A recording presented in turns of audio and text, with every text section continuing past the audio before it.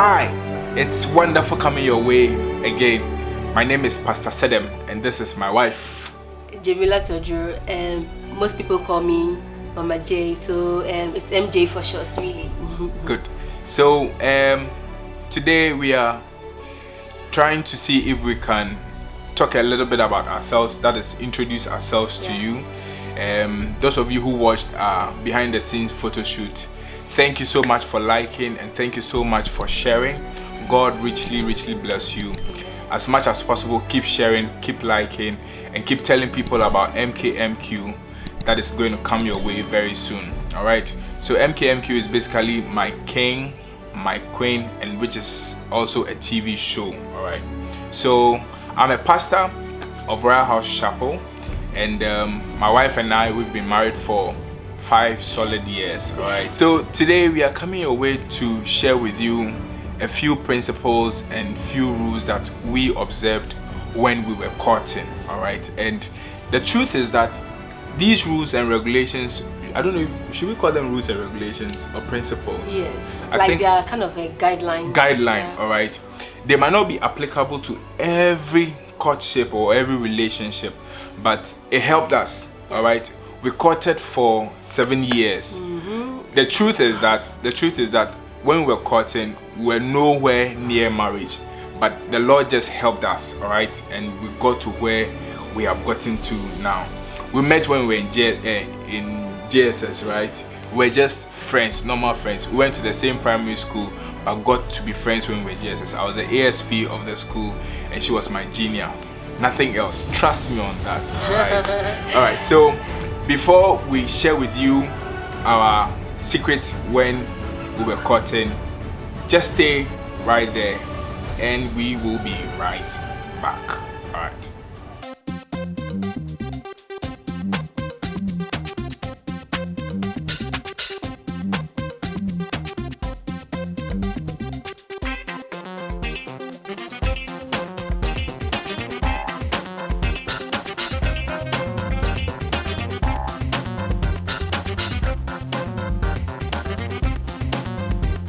Make sure you subscribe to our channel, Okay. like the channel, and share the link.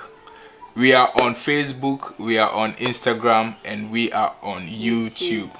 On YouTube, we are My King, My Queen TV show, and on Instagram, it is My King, My Queen 7. All right, make sure you follow us on Instagram, and on Facebook is MKMQ.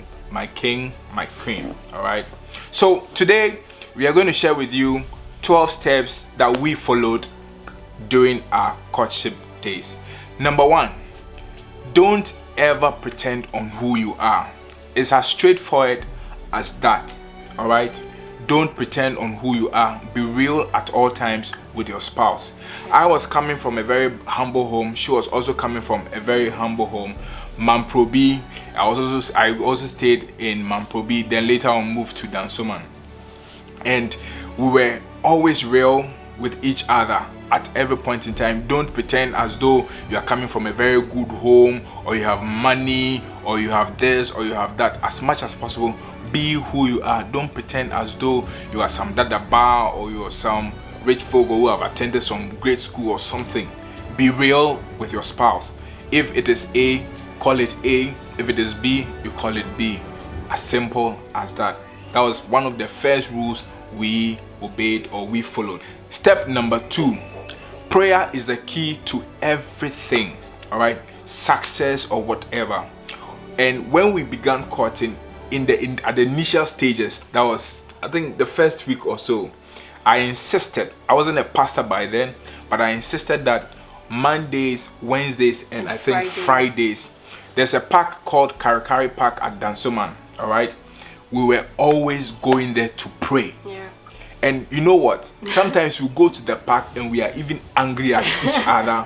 The day hasn't gone so well, but we still went there to pray. What were we praying about? We were praying that God should always be the foundation of our relationship. I will come in to say that just about maybe 2 to 3 weeks into your courtship, that's when you've accepted to give it so a this try. rule number 3. Yes, rule number 3. Good. To give it a try. I think that it is very important and key to let the relevant people in your life know about the step you've taken in life now.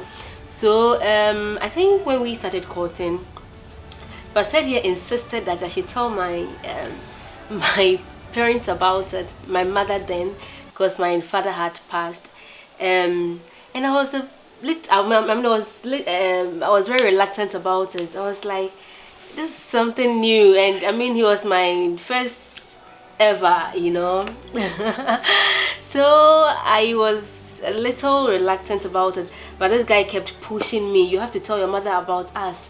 And I was like, God, you know, until one day, after we had met, I gathered courage to tell my mother that, hey, I'm going out with for said here now. And I was the pastor then. yes. And she was just okay about it. She was cool, and I was like, oh, okay. So it's that easy. So when it happens like that, you get much support, the support that you need from your parents and very close friends. The first step that we took was to talk about everything, and when I say everything, I mean everything. And we spoke about our plans when we got married, and I mean the number of children we'd want to have, where we'd want to stay. I remember there was this time when we met, he was like, I think that when we get married, some chamber and hall would do. And I just told him that, hey, I'm not going for any chamber and hall settlements, you know, and that at least I should start with some 3-bedroom house. And it was like, this girl is like, I mean, but then at the end of the day, that was what God graced us with, and I'm glad I spoke with faith, and God really honored my word. We started our lives in a 3-bedroom apartment to the glory of God. And I mean, we spoke about everything. We spoke about quite a number of things. So the number of children we want to have. I wanted 3 children. She says 2. And we never agreed on that. But you know, babies are gifts from God. Yeah. So at every point in time, you just rely on God. So it's very important that you talk to each other, your plans when you get married, so that your spouse or your future spouse or your future husband or wife would always know exactly what's on your mind. Is that okay? Yeah. So step number Five. Step number 5. Always go for programs together. Always go for programs together. It could be a church program, it could be a party, it could be a dinner or family gathering. Yeah. Very important, you know. Always go for these programs together. Let people see you together at every point in time. But make sure that if it's an evening program or a night program, immediately you close. My guy, see the woman off at the house. Don't stay there. Leave and also go your own way. We've had our share of experiences when it comes to these things. All right, we went for a dinner, you know, and it was so romantic. It was so nice. And guess what, people? She was staying alone around that time. And then, I mean, I was grown. I had a little bit of liberty. I was still staying with my mom anyways.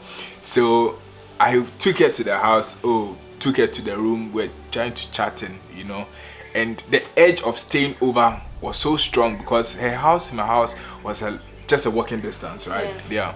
So the edge was so strong. The truth is that nothing really happened, but the temptation was very high.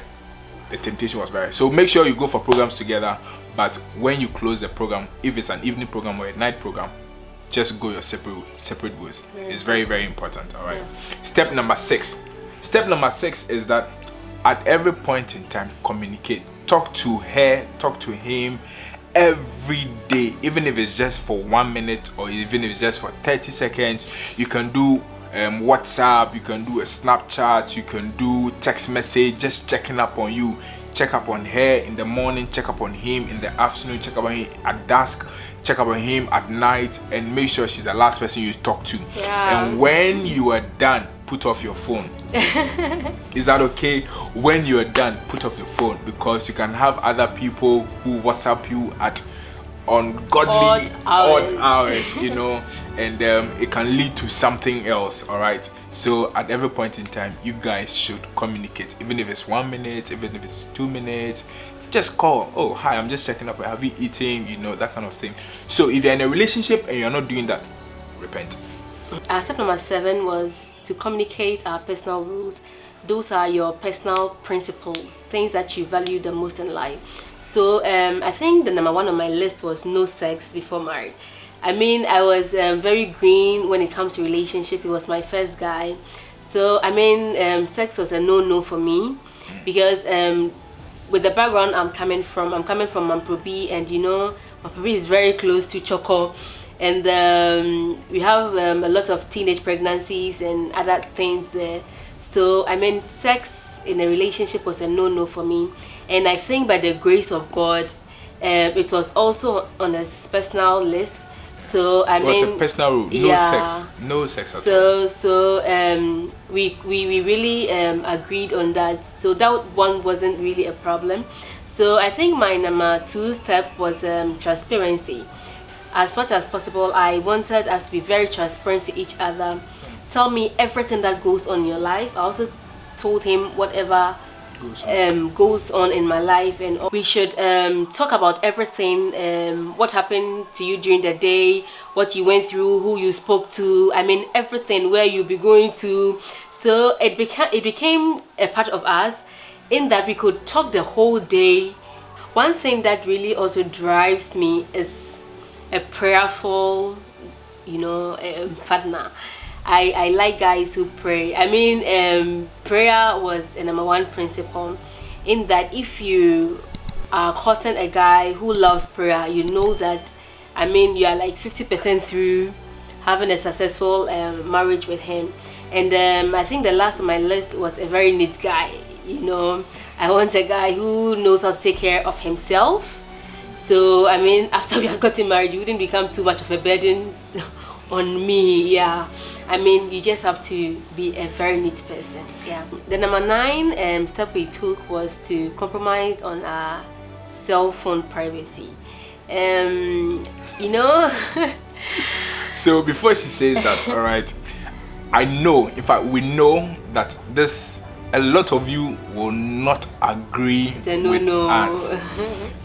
I personally had a lot of challenges with her when it came to that, because I introduced that rule, and I'm just going to leave that to us for it to talk. All I'll just tell you is that try and just compromise on your privacy. I mean, because at the end of the day, when you get married, it's cell phone privacy. Cell phone privacy. All right. It was one thing personally I had a tough time with, because I wasn't comfortable with him reading my text messages, going on my WhatsApp and all that. I'm like, hey, that's my life, you know. But it was one of the principles he brought into the relationship that I think has helped us, and it helps with being transparent with each other. And I think by the grace of God now, I mean, sometimes we literally use the same phone, you know, sometimes, and I think we become just used to it now. Allowing or compromising on cell phone privacy doesn't mean that immediately you pick your girlfriend's phone or your boyfriend's phone or your spouse's phone, you are investigating on whoever he's chatting with, or that's foul thinking. All right. Sometimes I need to make a call with her phone, or I need to send a text message when I don't have maybe credit, or I want to send a WhatsApp message to somebody and my phone is not around, you know, that kind of thing. Some people are very, very, very, very strict on not allowing their boyfriends touch their phones or their girlfriends touch their phone. It's a recipe for disaster. The reason is that if you are courting and you are very strict on not allowing your boyfriend get to your phone, when you get married, what are you going to do? Because when you get married, you are literally have become one. Yeah, and so, I think you also be having like security issues. Yes, you know. I mean, I'll be asking myself, why is my wife not allowing me get to her what phone? What is in there? What is in there you don't want me to see? The 10th rule for us was the my friend, your friend rule. All right. One of the things that I told MJ was that I want to know all your friends, and you must also know all my friends. This helps because her friends becomes my friend, and my friends become her friends, and it's like everybody gets to know us. There's no way I can go and, befriend somebody and she doesn't know about, or she'll befriend somebody that I don't know about. And that you keep a close circle of people around you. Yeah. You trust them, you share with them your experiences and all that. You become like a family. So we literally know all our friends. Her friends are like my friends are her friends. And when we meet, you never know or ask that, MJ was this person's friend before I came into the picture, or Passet was this person's friend before MJ came into the picture. And it really, really helps. Some of these friends have encouraged us. Some of these friends have been with us, and I think that I can mention some of our friends. So for instance, Pastor Kelvin Dowie, who's been a friend for a very long time, Millicent Kusi, who's been a friend for a very long time, and then Trinebo Akundua, who is also married. They've been very good friends. Pastor Tony Anthony Labi, very good friend of ours. Judith has always been a friend. Nade, shout out to all you guys, man. You've been great friends. Forgive if we don't mention your name. There are lots and lots of guys who've been our friends. Some were her friends before I came into the picture. Some were my friends before she came into the picture. And it really, really helps. So the next rule we also obeyed was the one voice rule.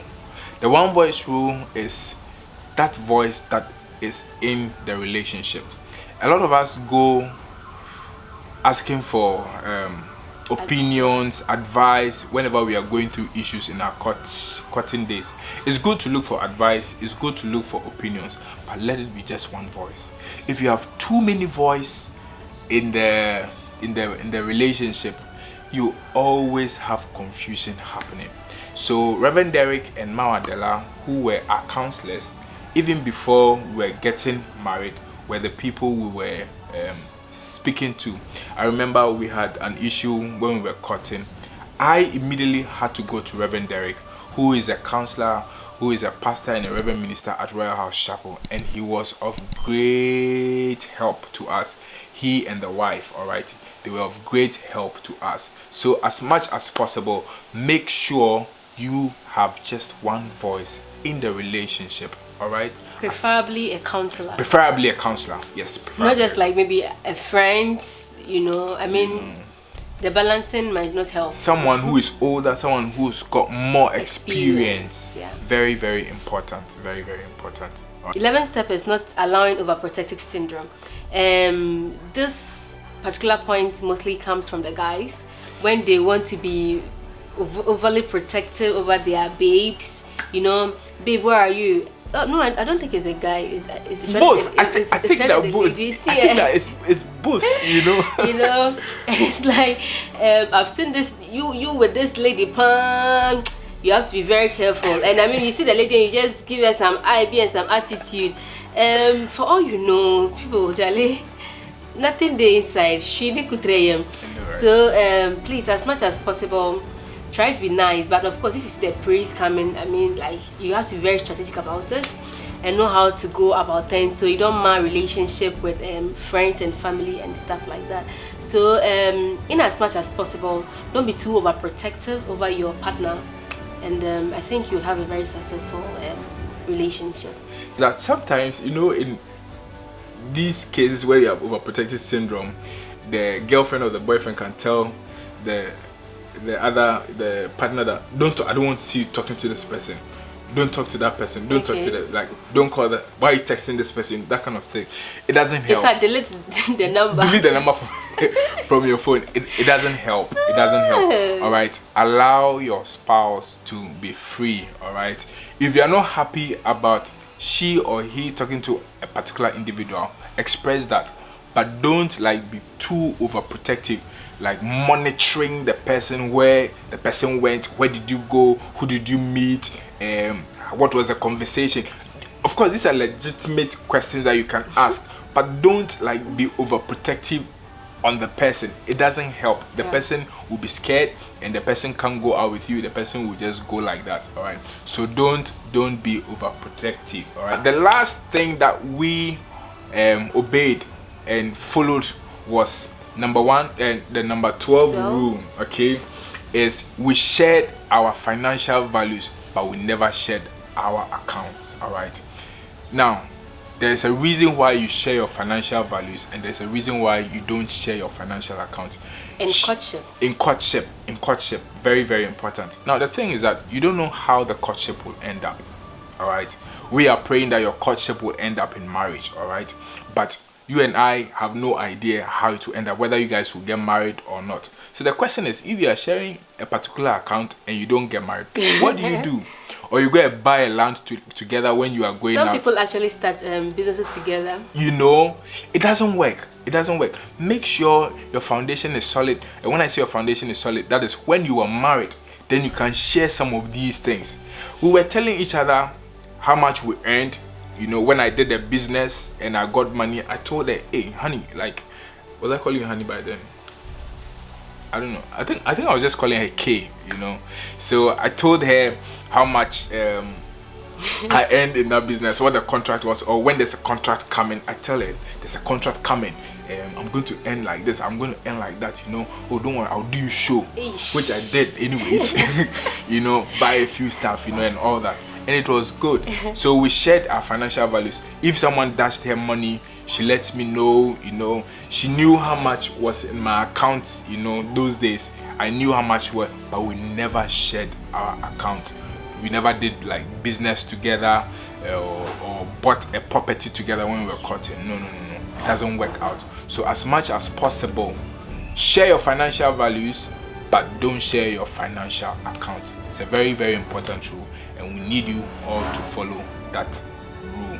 All right. So if you've enjoyed our video today, please, as much as possible, subscribe to our channel, and then go on Facebook and like and follow our page. And then we are also on Instagram, my king my queen 7. That is our social media handle on Instagram. On YouTube, it is my king my queen, and on Facebook, MKMQ TV show. Just type in, you just look for it, we are there. All right, so thank you for watching us, and have a blessed day. We'll be coming your way with another set of experiences from us. That's Pastor Sed and MJ. Watch out for it and make sure you don't miss it. God bless you. Have a blessed day.